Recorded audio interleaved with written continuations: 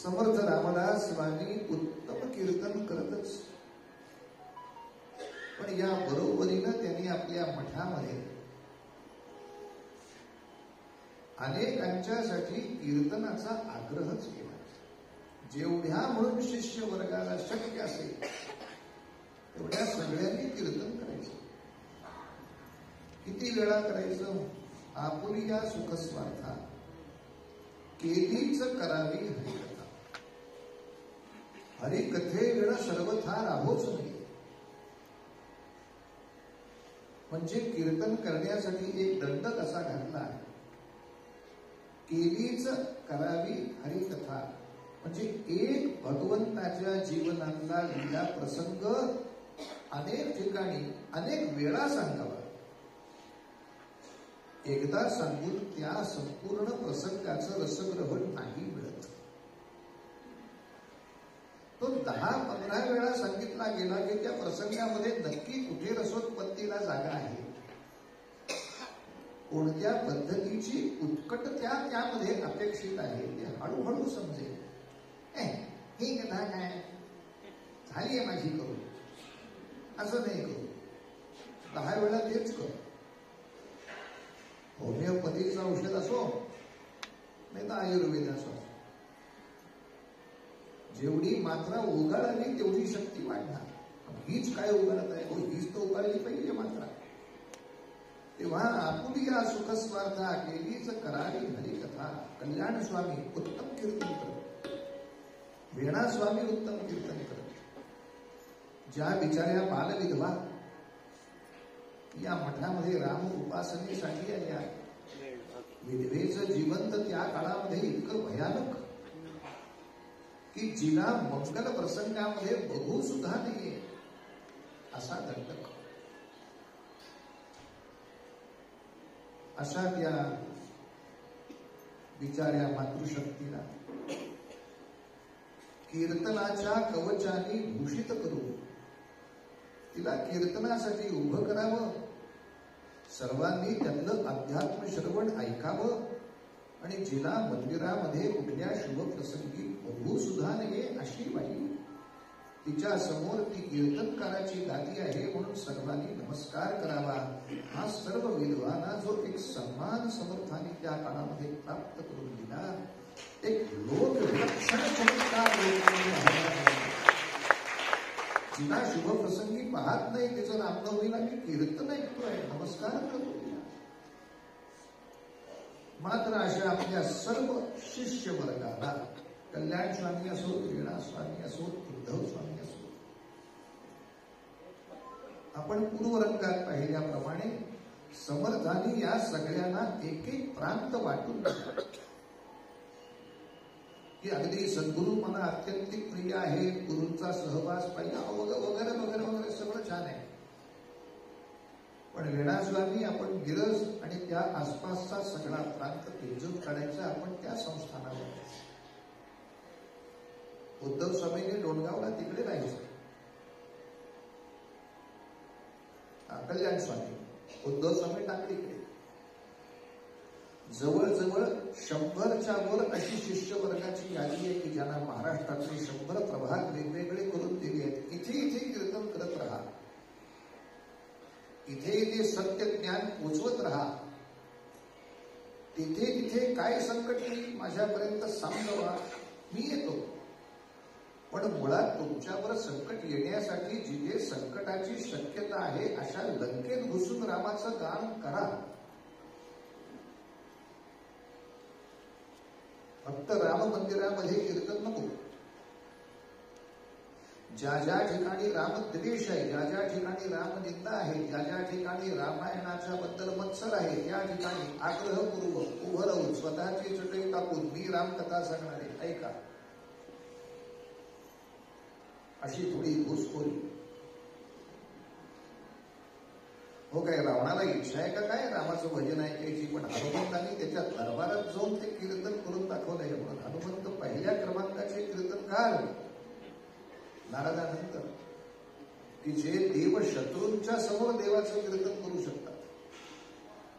आणि यासाठी त्या सगळ्या गुणवत्ता वापरायच्या म्हणजे वापरायच्या.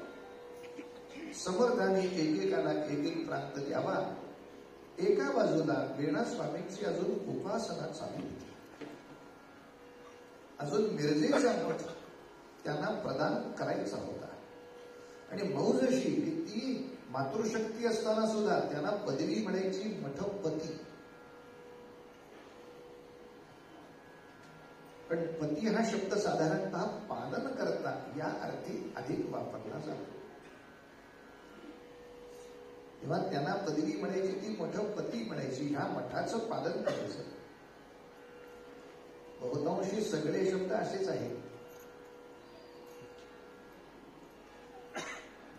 गोपाल कृष्ण 16,000 सहस्रजणींचा पती आहे. जसं लोकसभा राज्यसभेला सभा पती आहे, हे नवरा नव्हे, पती आहे. सैन्याला सेनापती म्हणजे सैनिकांचा नवरा नव्हे, पालन करणारा. सैन्याला सेनापती आहे, विद्यापीठाला कुलपती आहे, राष्ट्राला द्रौपदी नाहीये पण राष्ट्रपती आहे. असं काय करणार?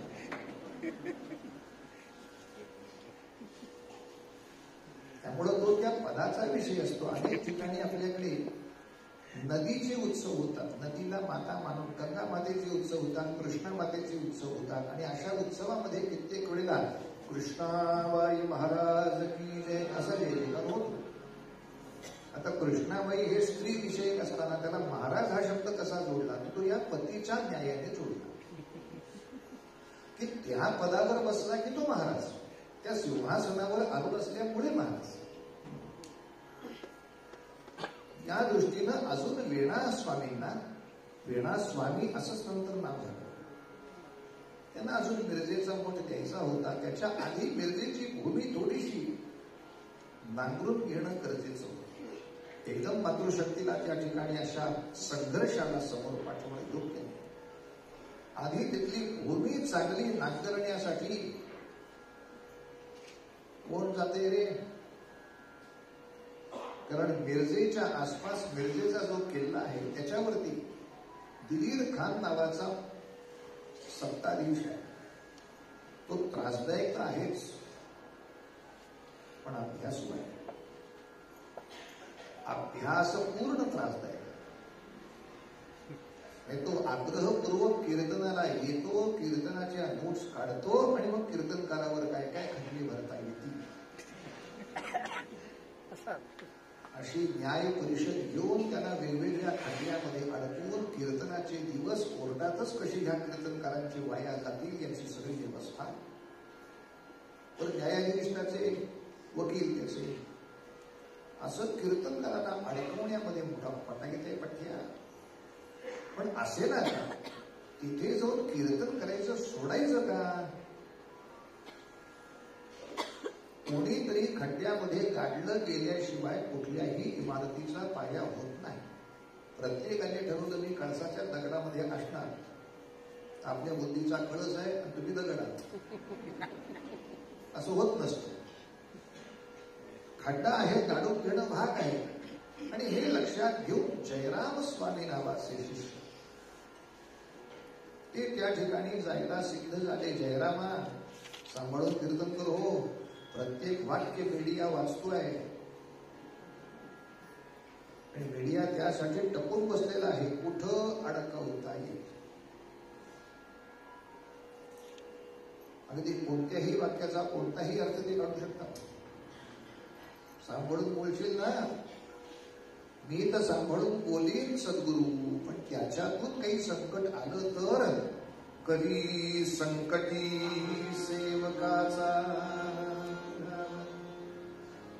तुम्ही आम्हाला हा विश्वास दिलाय ना की योग्य मार्गाने काम करत असताना जर संकट आलं तर संकटातून वाचवायला राम आहे.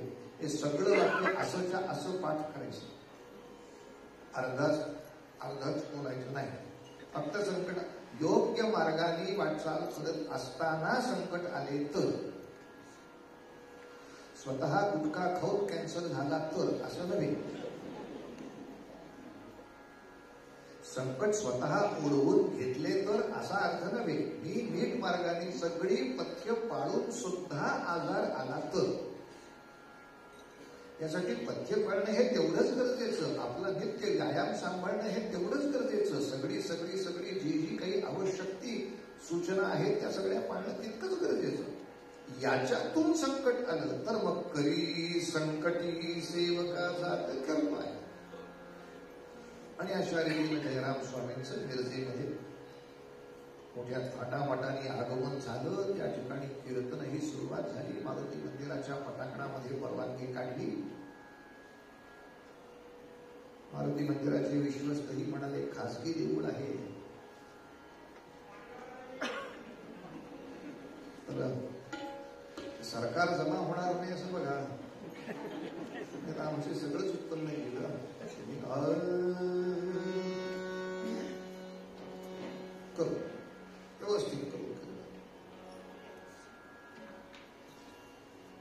आणि दिलीर खानाला जेव्हा ते समजलं, दिलीर खानने मुद्दाम शब्द वापरला, तो दिलेर खान नव्हे. शिवाजी महाराजांवर आक्रमण करून आलेले मिर्झा राजा जयसिंग आणि दिलेर खान हे जे मोठं प्रकरण झालं त्यातला दिलेर खान हा नव्हे. हा इथल्या स्थानिक पातळीवरचा दिलेर खान होता.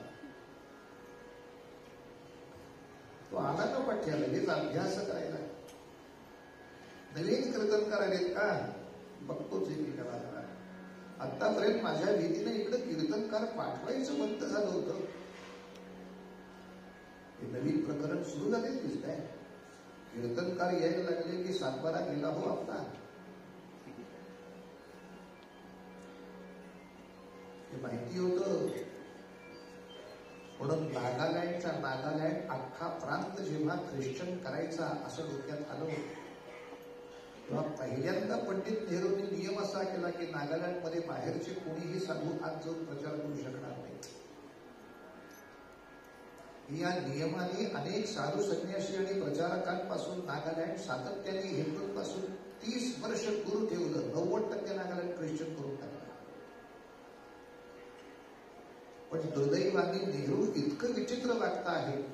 हे सत्य लोकांसमोर आलं पाहिजे असं काही सत्य अहिंसेच्या महात्मा गांधींनी त्यांच्या पेपरमध्ये हे सत्य छापलं नाही.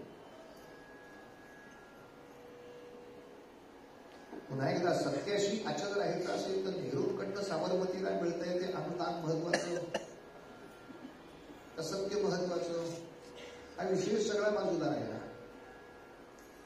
हे सत्य लोकांसमोर आलंच नाही. त्यामुळं आपलं सातत्याने नुकसान करणाऱ्या नेहरूंना सातत्याने निवडून दिलं. 14 वर्ष तेच पंतप्रधान. काश्मीरला वेगळा करण्याचं प्रकरण त्यांनी केलं तरी तेच पंतप्रधान.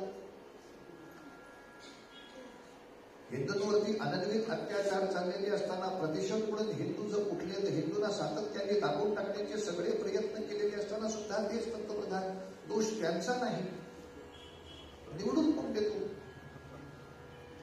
पण या लोकांच्या मतामध्ये काहीतरी परिवर्तन व्हावं, यांना सत्य कळावं अशी साबरमतीची इच्छा नाही. काही पेपरमध्ये तुम्ही नेहरूंचं खरंचित्र छापत नाही. परंतु व्यक्तिगत काय होते हा मुद्दा आमचा महत्वाचा नाही. राष्ट्राच्या दृष्टीने त्यांनी कोणकोणते निर्णय केले, कधी निर्णय केले, का निर्णय केले, कसे निर्णय केले, पुन्हा हा धीर गंभीरपणे विचार केला पाहिजे. याचे परिणाम काय झाले, झरटी कोणी तयार केला, कशासाठी तयार केला? मदरशामध्ये धार्मिक शिक्षण देणं मान्य आहे, ख्रिश्चनांच्या शाळेमध्ये धार्मिक शिक्षण देणं मान्य आहे. फक्त या व्यतिरिक्त असलेल्या कोणत्याही शाळेमध्ये रामरक्षा म्हणायला लावणं हे सेक्युलरिझमच्या विरोधात आहे. कोणी शिकवलं? तुमच्या आमच्या घरातली इमारती बंद कोणी करायला लावली? शाळेतली कोणाच्या नियमांनी करायला लावली? आणि यांनाच परत मारुती मंडळ मदत येत आहेत. आता सुद्धा इस्रायलचं एवढं मोठं प्रकरण गाजताय प्रकरण, त्याच्यामध्ये जे बायकांना पळवतायत, जे नरडी कापतायत, त्यांना समर्थन देण्याचा ठराव मान्य झाला.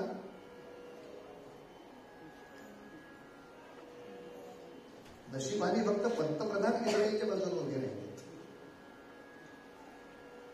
पण इस्रायलवर अमानुष अत्याचार करणाऱ्या सगळ्या लोकांना समर्थन देण्याचा मोदींच्या सर्व विरोधकांनी एकत्र येऊन ठराव पास केलाय आणि त्यांना शाबासकी दिली आहे, अशीच नरडी कापत जा. हे पेपरवाले छापणार नाही, पण कीर्तनकारांनी पण गप्प बसायचं का? मग का उभं राहिलो आपण इथे?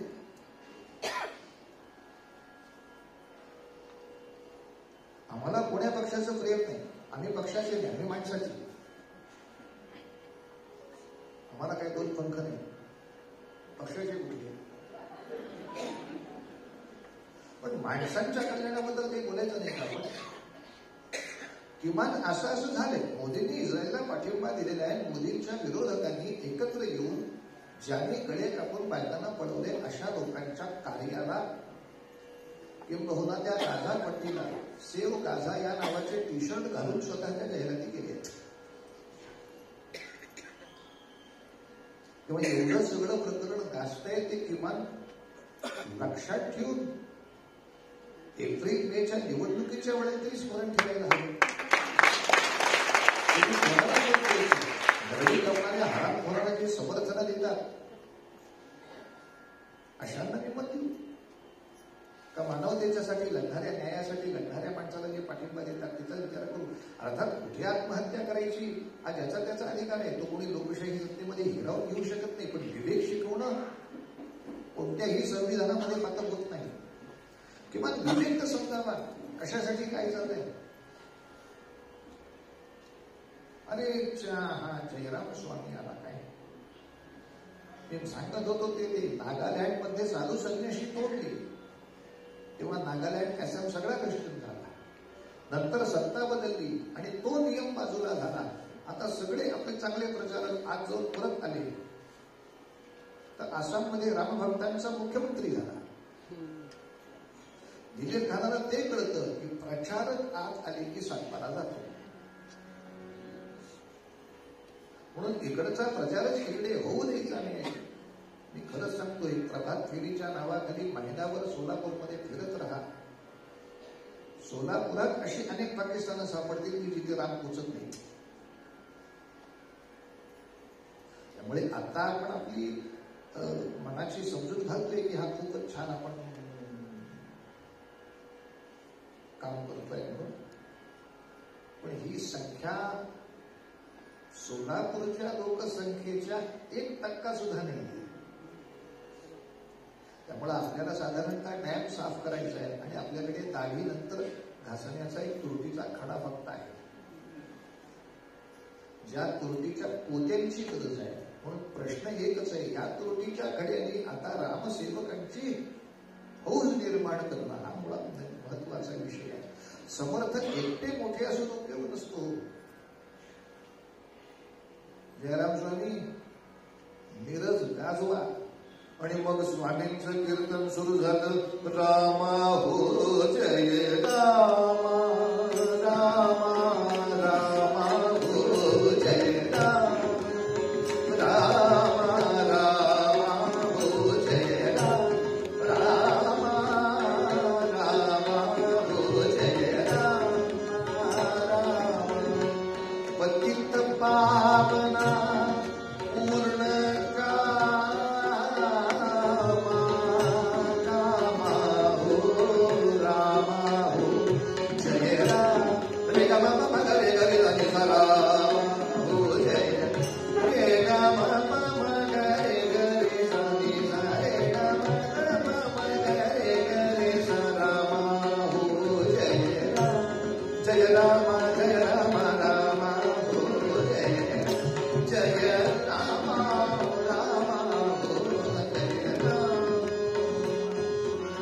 किती वेळ बसतो? 8:30 वाजून गेले. पुरणपोळीचं जीवन आहे, बरीच काम आहेत आपल्याला.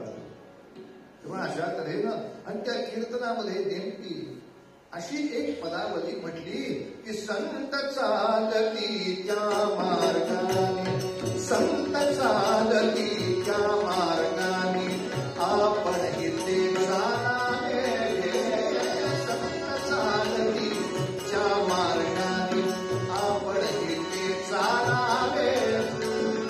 जाताचा श्री रघुपती, जाताचा श्री रघुपती दर्शनास पावारे, दर्शनास पावारे. संत चालतीच्या मार्गाने, संत चालतीच्या मार्गाने, संत चालतीच्या. सुंदर सुंदर सुंदर निरूपण झालं. लोकांवर प्रभाव असा जबरदस्त होता. दिलीर खानाने बरोबर ऐकलं होतं. सगळी वाक्य अंडरलाईन करून घेतली. दुसऱ्या दिवशी सकाळी सगळे माणसं पाठवली. स्वामींचा सत्कार करायचा, आणायला गेली. परत बोलवताना अगदी पालखी वगैरे पाठवली. हो, कल्पनाही येणार नाही. मस्त पालखीमध्ये बसून स्वामी सगळ्या लोकांना बरोबर घेऊन स्वामींचं कीर्तन. खान साहेबांना फार समजलं. सत्कार करायचा आहे.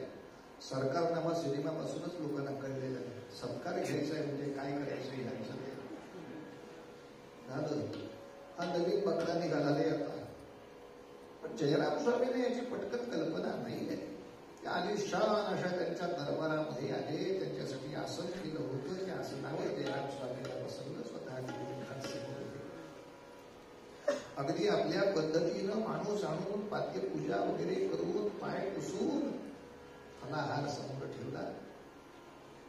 दक्षिणेसाठी एका ताटामध्ये सुवर्ण मोहरा ठेवल्या. बापरे, हे म्हणजे खूपच होत आहे. हे सगळं काही तुमच्यासाठीच आहे. फार उत्तम कार्य करताय. फक्त इच्छा एकच आहे, तुम्ही जे म्हणालात त्याचं प्रात्यक्षिक हवंय. म्हणजे संत चालती त्या मार्गाने आपणही चालावे. जाता जाता श्री रघुपतीचे दर्शनास पावावे. संत चालतात त्या मार्गाने आपण असंच चालावं आणि रघुपतीचं दर्शन घ्यावं, असं जे आपण म्हणाला. पटलं हो, पटलं, म्हणाला पाहिजे. आमच्या दृष्टीने तुम्हीच सांगतो. तेव्हा आता तुम्ही चालायला लागा, आम्ही तुमच्या मागे चालायला लागतो आणि रामाचं दर्शन घडवा. ह्या सगळ्या मोहरा तुमच्या. समजा तुमच्या मागे मी दिवसभर चालतो आणि रामाचं काय, मारुतीचं सुद्धा तुम्ही दर्शन जर मला घडवू शकला नाही, तुम्ही असत्य भाषण करता, तुम्ही खोटं समाजामध्ये शिकवता, असा खटला तुमच्यावरती भरून ह्याच तत्काळ तुमचं उठ करू. काय करूया? चला निर्जेला प्रदक्षिणा घालायला सुरुवात करू. संत चालती, तुम्ही पुढे चालत राहा, मी मागं चालतो. जयराम स्वामी सांगतायत, हो या वाक्याचा पायाने चालती असा नाही अर्थ घ्यायचा. तो तुम्ही कसं ठरवणार? मग आम्ही ठरवणार. त्याचा अर्थ असाच घ्यायचा.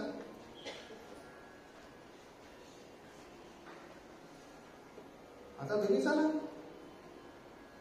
जयराम स्वामींना 100% खात्री. मारुती कुठला? त्या सैन्यात नाही, मानत नाही दाखवता येणार मला याला. पण नुसतं माझ्या मागं चालत चालत येऊन याला काय दिसणार आहे?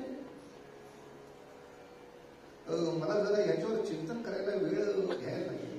होय आहे मग चिंतन आमच्या तुरुंगात करावं लागेल. घरी झोपणे की मूर्ख नाही. जामिनावर सोडून सुद्धा माणसाची निवडणुका लढवत आहेत आणि लोक त्यांना निर्दोष मानतात. इतकी बेडोक या भारतामध्ये समाज व्यवस्था आहे. बहुतांशी नेते आता जामिनावरच बाहेर आहे. तेव्हा अशी जामिनावर वगैरे तुम्हाला बाहेर सोडायचं नाही.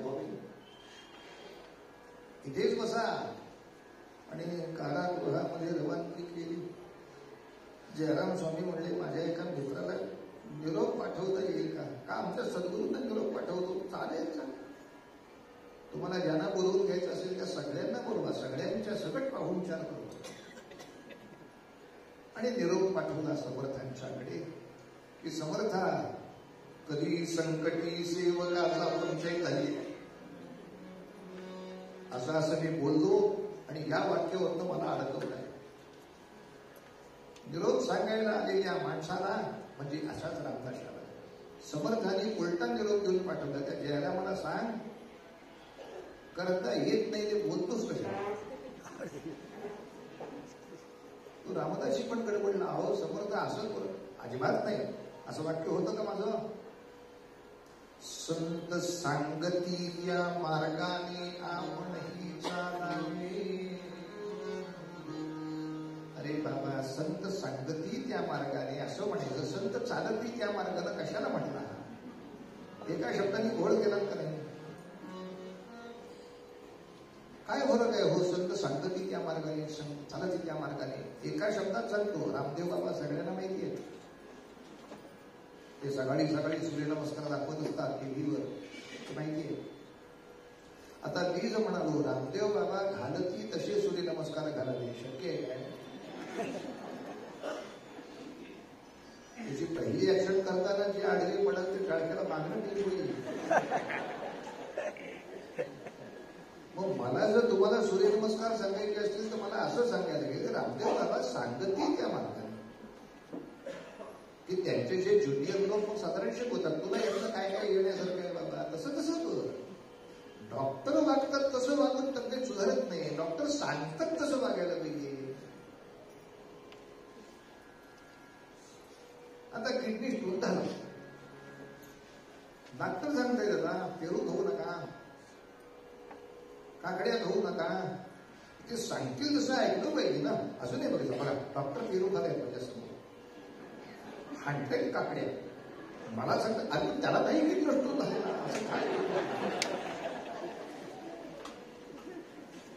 ते वागतील तसं वागणं शक्य आहे काय? आणि मनापासून जरी ठरवलं की पांडुरंगाच्या सर्व भक्तांनी तुकोबांच्या सारखं वैराग्यशाली व्हावं. बोलायला काय जाते? तुकोबांचं वैराग्य पायरी पैसे नाही जाऊ शकत तुम्ही आणि त्याच्या. काय वैराग्याचे हिमालय आहेत सगळे. त्यांच्या इतकं ते सांगतील तुझ्या इयत्तेप्रमाणे त्यांनी जे जे सांगितले. तू जितक्या इयत्तेत तेच ते पुस्तक वापर. तू का कशाला ग्रॅज्युएशनचं पुस्तक घ्यायला बसला? तू अजून बालवाडीत ध्यान द्या. संत सांगते त्या मार्गाने. बर काय म्हणता आणखी टाकलंय त्यांना येतो. दुसरा काही पर्याय आता तरी दिसत नाही. दिलीर खानाला सुद्धा निरोप कळवा की आमच्यापर्यंत निरोप पोचवा. रामदास माऊली दया कर. रामदास माऊली साला जय रामदास माऊली दया करी. रामदास माऊली रामदास माऊली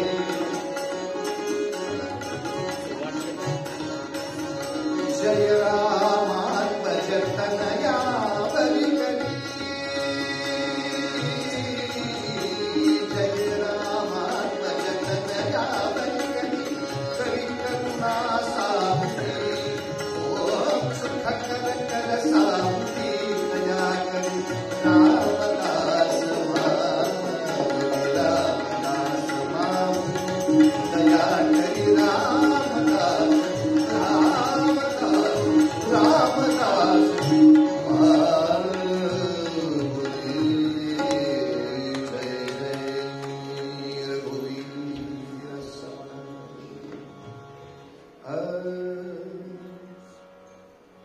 आणि मिरजेमध्ये समर्थांचा आवाज घुमला, जय जय रघुवीर. समर्थ आले म्हटल्याबरोबर लोकांचा जीव भांड्यात पडला. आता जमलं, धटाशी आणावा धट. तेवढा धटीपणच पाहिजे हो. इथे बुद्धीचा फार उपयोग नाही. हे सब लातो की भूत. यांना जर बोललेलं आतापर्यंत कळत असतं तर काय हवं होतं. पण सगळीच जमात अशी आहे की लाद घातल्याशिवाय कळतच नाही. हे आपल्यासाठी चाललंय. समर्थ आले म्हणजे जमणार, निश्चितपणे जमणार. कारण त्या काळातला तो प्रघातच पडलेला होता. का बरं? जय जय रघुवीर समर्थ आवाज ऐकला की घरातली सगळी माणसं आपण होऊन दारात धावत यायची. कोण कोण? अहो पतिनिष्ठ मराठी ललना स्वांकावर घेऊन. घरामध्ये एखादी सुवासिनी आपल्या बालकाला मांडीवर घेऊन बसलीये. त्याला ती विचारतीये, अरे तुझे बाबा युद्धावर गेले, ते विजयी होतील का नाही? आता ते बाळच आहे. ते काही विचारलं की होच म्हणतं. आणि ते हो म्हटल्यानंतर पटापटा त्याचे मुके घेते. बघा माझ्या बाळाने कसं छान सांगितलं, त्याचे बाबा येणार. असं वात्सल्य दर्शन चाललेलं असताना सुद्धा जर हा गजर ऐकू आला तर त्या बाळाला बाजूला ठेवून ती भिक्षा घालायला जायची. का बरं? पतिनिष्ठ मराठी ललना स्वांकावर घेऊन बाळ पुसते जगी होईल ना कवतात संकरी बाळ. हूँ शब्द आहे तुकवनता करिता जमत्याने गाड. इतक्यात अतिथी कुणी आला, इतक्यात अतिथी कुणी आला. सती ठेवोनी पुत्राला करी भिक्षा घाली त्याला. तो भविष्य कुणाचा मित्र जय जय रघुवीर समर्थ. मनुष्य कुणाचा मित्र जय जय रघुवीर समर्थ. मनुष्य कुणाचा मित्र जय जय रघुवीर समर्थ.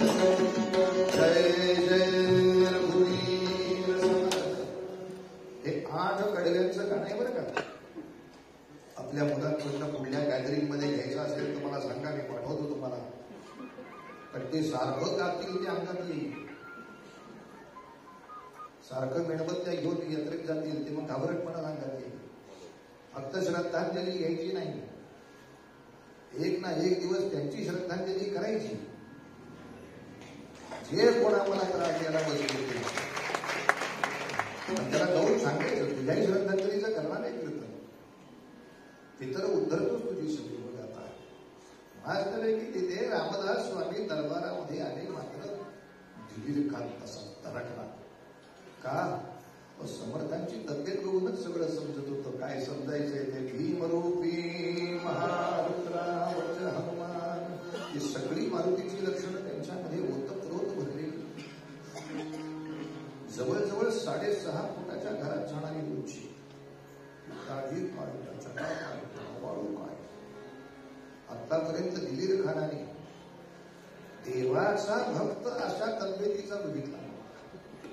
साधारण या तब्येती गुंडांच्या किंवा सिनेमातल्या नटांच्या. आपल्याकडे भक्ताच्या तब्येतीची 2च विशेषण, एक दुधी भोपळा आणि एक लाल भोपळा. यापेक्षा एवढा लावण्यमय WWF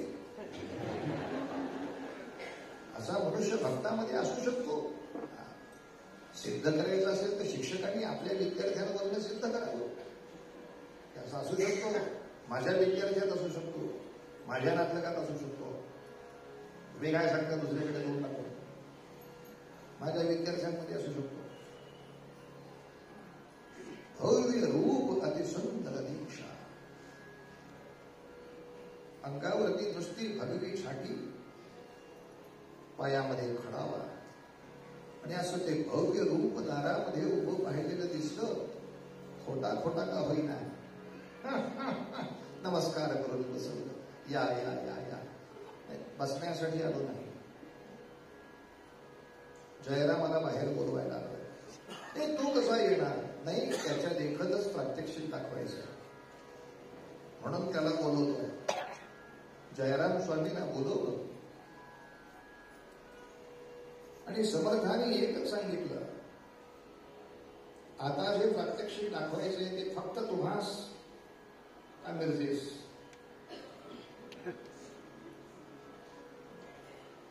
काय सांगता तुम्ही सगळ्यांना एकदम हे प्रात्यक्षिक दाखवू शकाल? 100%. मग त्या दिलीर खानाची इच्छा ही झालीच, व्हायचीच असेल. या गोसावड्याची फजिती तर सगळं देखतच होते. फजिती होणार याच्याबद्दल तो खात्रीशीरच होता. अख्ख्या मिरजेत तिवंडी पिटली की हे समर्थ रामदास स्वामी नावाचं काहीतरी घेंगटीचं आलंय. ते म्हणते त्याच्या मागे चालणाऱ्या दिलीर खानाला ते रामाचे दर्शन घडवणारे अंधवे अख्ख्या मिरजेला घडवणार. सगळ्यांनी बघायला यारे दवंडीच पिटवली. सकाळी दवंडी पेटली, दुपारपर्यंत माणसं जेवण विसरून गर्दी करून आली. संध्याकाळी सूर्य मावळतीला जायच्या वेळेला भरपूर गर्दी जमलेली बघितल्यानंतर समर्थ म्हणाले, काय निघूया? कोणत्या मार्गाने जायचं? फार लांब जायचंच नाही. तुमचा या मिरजेच्या किल्ल्याचा जो तट आहे या तटाची एक प्रदक्षिणा केली तरी पुरे. मात्र माझ्या मागे येताना हे काय रामाचं भजन करत यावं लागेल. हो, दोघच विवेकानंतर आता माझाच फोटो काढायचा आहे असेच जर बसून आला मला परवडायची नाही. आम्ही चालतो त्या मार्गाने चालायचंय. जयराम स्वामी म्हटले ते चूक नाही. काय आहे, तुमच्या माझ्या विरोध असेल, मीडियावर पोट व्हायचं.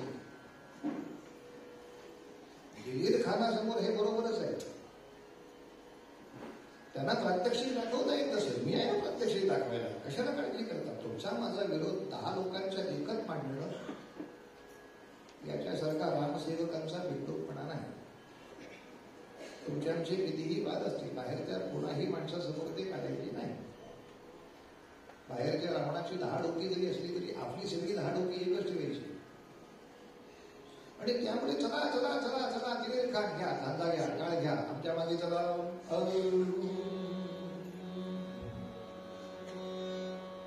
महाराज आमच्यासारखं काहीतरी गाणं घ्या, तुमच्यासारखंच घेतो आम्हाला गाता येईल असं. रामा रामा रामा रामा रघुनंदन रामा रामा रघुनंदन रामा रामा रामा रामा रघुनंदन रामा रामा रामा रघुनंदन रामा रामा रामा रामा प्रियभूषण रामा रामा रामा रामा जानकी पते रामा जानकी पते रामा रामा रामा रामा विठ्ठल गती हरे रामा रामा रामा रामा दीन वत्सला रामा दीन वत्सला रामदास भजे तुझी काव्य लीला हो रामा रामा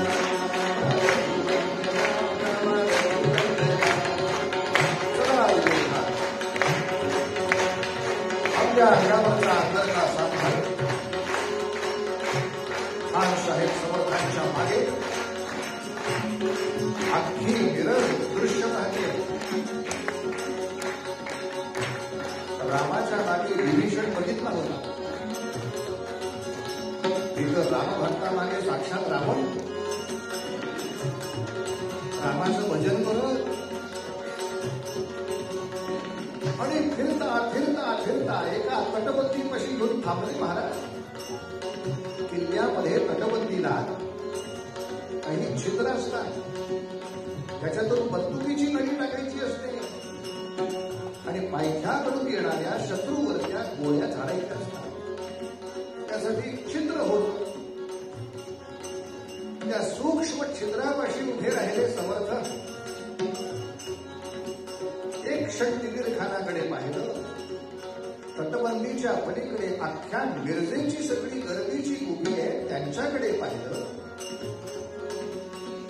आणि डोळे मिटून फक्त एक जय जयकार केला. जय जय रघुवीर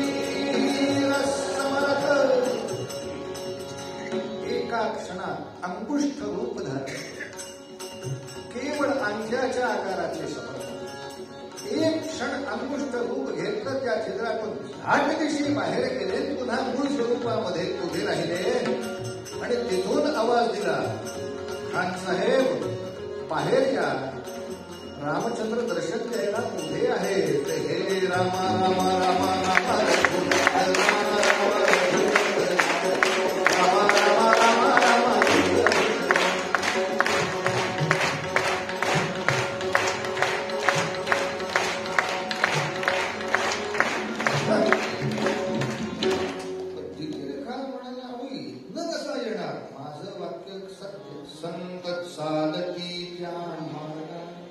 कुठल्या मार्गाने गेलो पलीकडे, त्या मार्गाने येऊन दाखव, तिकडे उभे आहे. आता ती बंदूक ठेवण्याची जरी जागा असली तरी जरा पाय वर गेली की खालती दिसत आहे, अशी पाय वर करून करून बघतो. आम्हाला कुठे दिसत नाही, या मार्गाने येतील त्यांना दिसतात. या सगळ्या गिरजेच्या लोकांना माझं साक्षात आवाहन आहे, सगळ्यांनी इथं वरती या, सगळ्यांना दर्शन द्यायला मी सिद्ध आहे. सगळ्यांनी या चित्रातून पटपटपट यायचं, लांब राहायचं. नाही दर्शन झालं तर गाडी उतरून दे. आपण या चित्रात ते येणार कसे, तो तुमचा विषय झाला. माझा सिद्धांत आहे, संत चालती त्या मार्गाने. दिलेल्या खानाला सगळा विषय सोडून दिला, दुसऱ्या मार्गाने चालत बाहेर गेले आणि सगळ्या मिरजे देखत साष्टांग दंडवत घातला. जय जय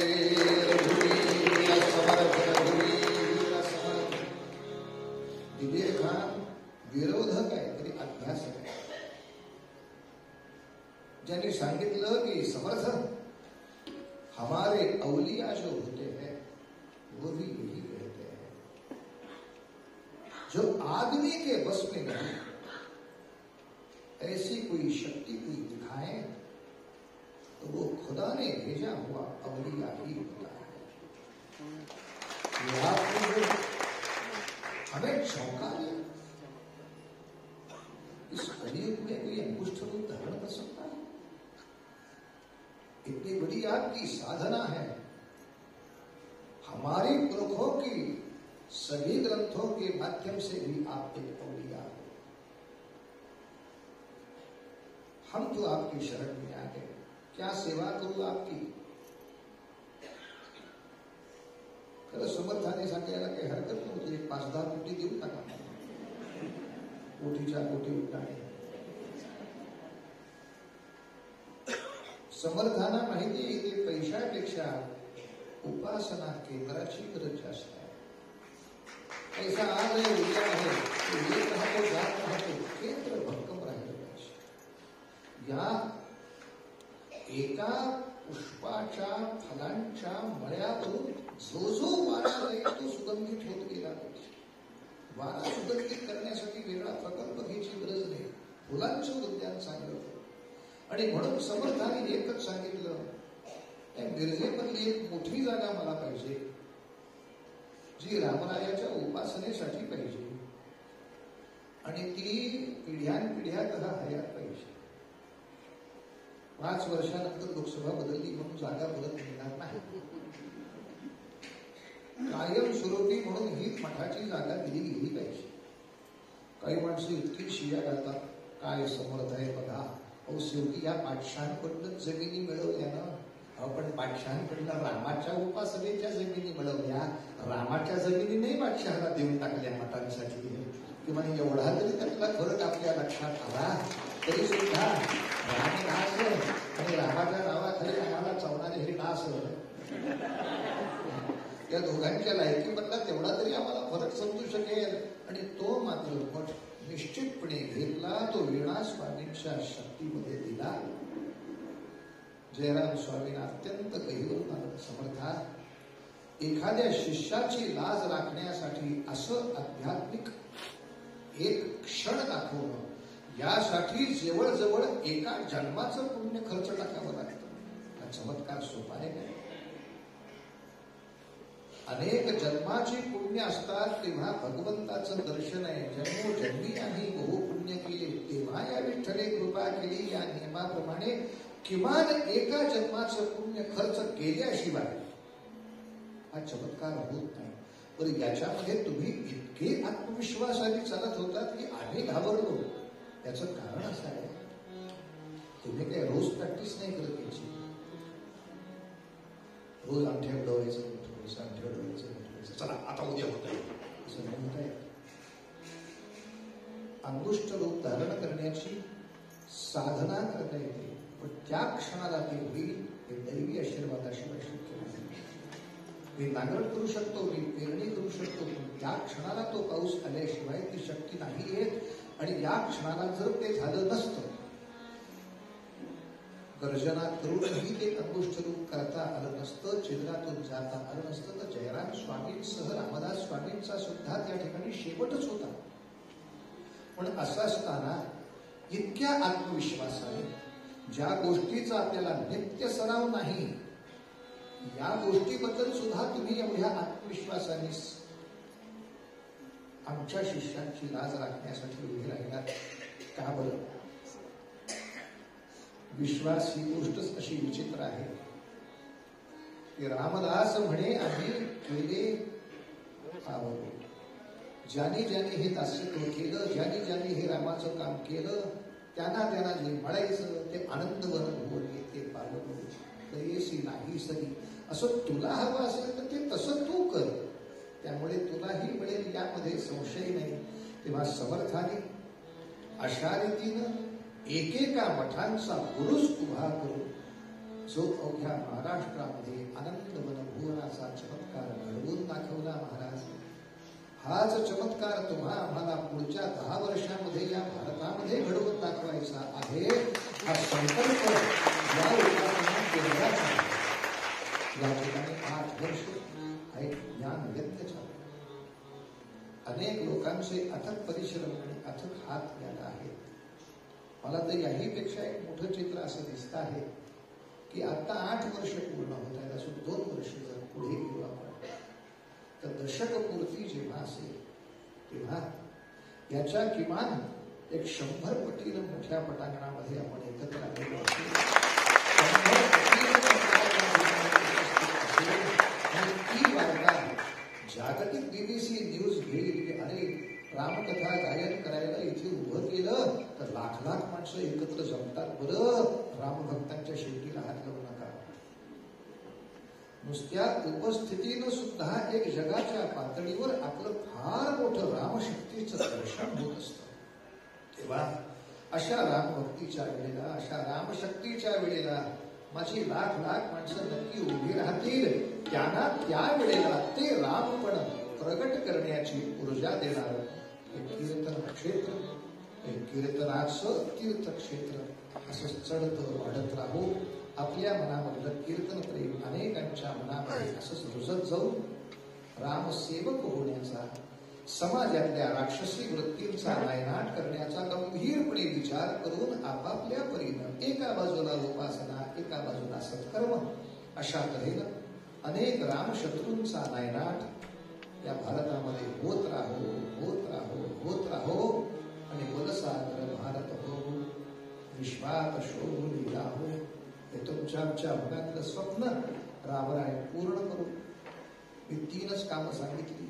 व्यसनातून सोडवण्यासाठी काय करता येईल, विद्यार्थ्यांवरच्या लक्षासाठी, त्यांच्यामध्ये रामपण कसं निर्माण करता येईल ते उपासनेसाठी, आपली दिवाळी सुद्धा अनेकांच्या मदतीनं कशी जास्त सजवता येईल त्या दिवाळीसाठी, आणि नित्य दिवाळी होण्याच्या दृष्टीनं 24च्या निवडणुकीसाठीचा चाललेला प्रचार आणि 24च्या निवडणुकीनंतर आपल्यावरची संकट वाढणार आहेत.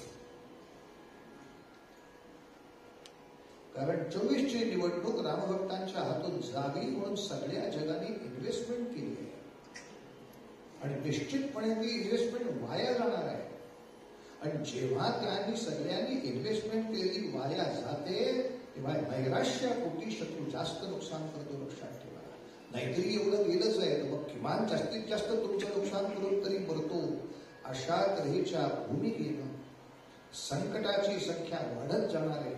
एक त्राटिकान एक मारिक सुबाहू संपले म्हणजे रावणाचे युद्ध अजून संपलेलं नाही. रावण मुलासकट आपली वाट पाहतोय, मात्र त्याच्यामध्ये अनेक विभीषणे जे रामांकडे यायला तयार आहेत. रामभक्त मारुती अजून त्यांच्यापर्यंत पोचत नाहीत. असा फक्त थोडासा विश्लेषणाचा विचार राहिलेला आहे. किंवा मारुतीसारखी लंकेचा छप्पा छप्पा छान मारणं आहे, त्याच्यामध्ये जे विभीषण आहे त्यांना रामाकडे आणणं आहे. आणि या रामभक्तीची ही प्रचंड मोठी आपली चढती वाढती कमान, त्याच्यामध्ये फक्त ऐहिकाचं कल्याण नाही, आध्यात्मिक उन्नती, पारमार्थिक उन्नती, आत्मिक दर्शनाबरोबर आपल्या आत्मोद्धाराचं सुद्धा ज्या ठिकाणी मंगलाचं मंगल प्राप्त होणार, असं हे राम गुणगान सगळ्यांच्या मनामध्ये सातत्याने चालू राहावं असा संकल्प हातामध्ये घेऊन या ठिकाणी भेट करायची. प्रभाते मनी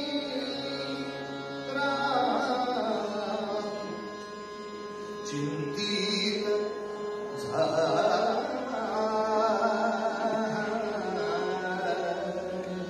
प्रभाते मनी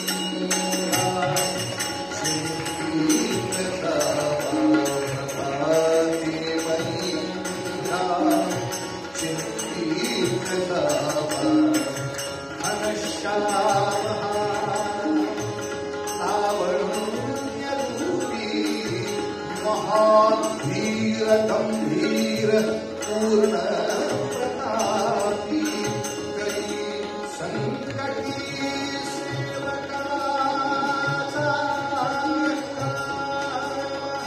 प्रभाते मनीरा चिंतित प्रभाते मनी